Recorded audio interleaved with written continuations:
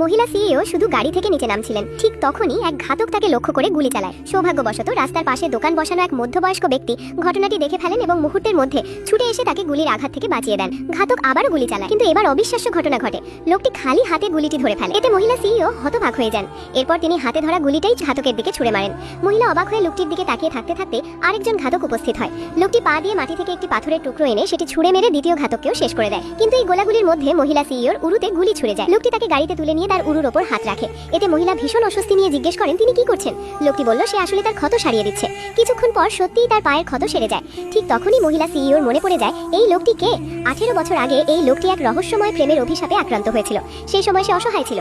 কাকতালীয়ভাবে এক সুন্দরী নারী তার জীবনে এসে তাকে সেই বিষ থেকে মুক্ত করেছিল। যদিও শুরুতে সেই নারী তাকে হত্যা করতে চেয়েছিল, শেষ পর্যন্ত সে তা করতে পারেনি এবং মুখোশ খুলে নিজের চেহারা দেখিয়েছিল। সেই নারী আজকের এই মহিলা সিইও। লোকটি তাকে বাঁচানোর পর চলে যেতে চাইলে মহিলা তাকে আটকে দেয়। মনে মনে সে ক্ষুব্ধ হয়ে ভাবে সে আমাকে চিনতেই পারলো না। কিন্তু লোকটির অসাধারণ ক্ষমতা দেখে তার মনে আশা জাগে হয়তো সে তার মেয়েকে বাঁচাতে পারবে। আসলে মহিলা সিইওর মেয়ে এক অদ্ভুত রোগে আক্রান্ত হয়ে টানা 3 মাস ধরে কোমায় রয়েছে।